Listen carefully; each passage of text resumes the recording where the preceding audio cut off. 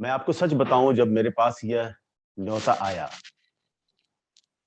तब तक मैंने हरित साहित्य के संबंध में कुछ भी अलग से पढ़ा नहीं था। कहानियां पढ़ी थी, उपन्यास पढ़े थे, साहित्य की समस्याओं पर सामान्य रूप से विचार करता रहा हूं, इसलिए बहुत तरह की चीजें मेरी निगाह से गुजरती रहती हैं। लेकिन पूंजीवाद द्वारा जो पर्यावरण का संकट पैदा किया गया है, उस संकट को साहित्य कैसे एड्रेस कर रहा है, उसको कैसे संबोधित कर रहा है, और उस संकट के प्रति लोगों को सेंसिटाइज करने में, उन्हें संवेदनशील बनाने में साहित्य की क्या भूमिका हो सकती है, इस प्रश्न पर मैंने अलग से विचार नहीं किया था।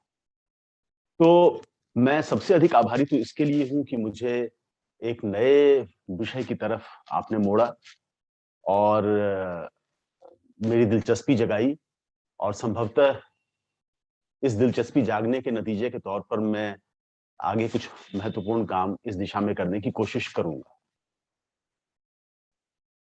मेरा विषय तो हिंदी कहानी है। हिंदी कहानी पे ही लंबे समय से मैं लिखता पढ़ता रहा हूं, और हिंदी कहानी के संदर्भ में जो टॉपिक खास तौर से इस सत्र के लिए रखा गया है वह पूंजीवादी विकास का प्रतिरोध है, dissenting capital mode of production, capital mode of development, जिससे हिंदी में हम पूंजीवादी विकास भी कह सकते हैं और पूंजी हितैषी विकास भी कह सकते हैं।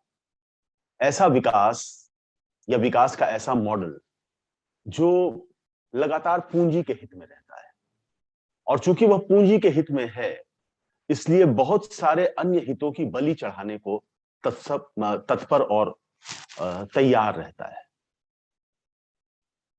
आप दोस्तों जानते हैं, क्योंकि आप इस विषय पर संभवतः एक दिन या दो दिन पहले से ही विचार कर रहे हैं, इसलिए आपने इस संदर्भ में कई पहलुओं को देखा होगा। मैं हिंदी कहानी पर आने से पहले उन्हीं की एक बार फिर से याद दिलाने की कोशिश करूंगा। ये जो जिसे मैं पूंजी हितैषी विकास कह रहा हूं, इसको सबसे पहले संभवतः मार्क्स ने ही चिन्हित किया था।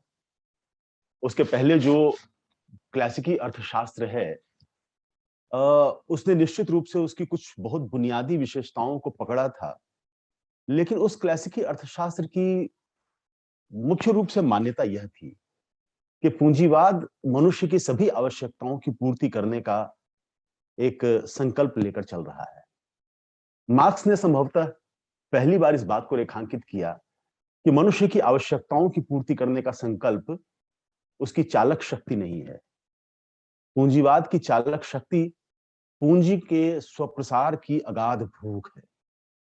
पूंजी अपना सेल्फ एक्सपेंशन करना चाहती है, स्वप्रसार करना चाहती है, और इसकी एक अगाध भूख है जो पूंजीवाद को लगातार नए उत्पादन साधनों की ओर या उत्पादन साधनों के परिष्कार की ओर ले जाती है, प्रतियोगिता में मुब्तिला रखती है, नए तरीके से चीजों को मुनाफा देने के लायक बनाने की कोशिश में लगाए रखती है, और इसके लिए वो फिर अपने रास्ते की किसी भी चीज को, किसी भी बाधा को बर्दाश्त नहीं कर सकता।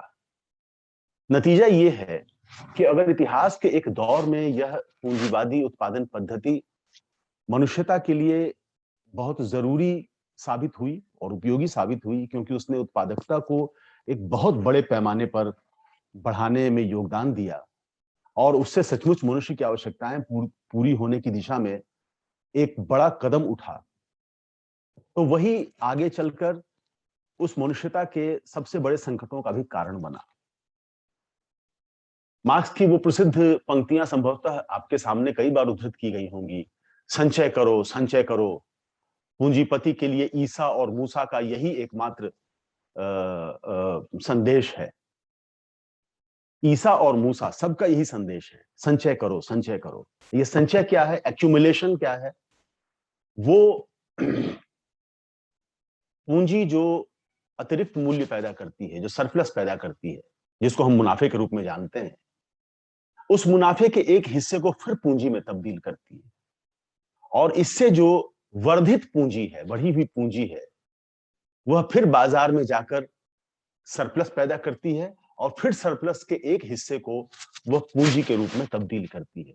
तो पूंजी लगातार अपने को बढ़ा रही है और किस चीज के जरिए बढ़ा रही है? वह संचय के जरिए बढ़ा रही है, एक्यूमुलेशन के जरिए।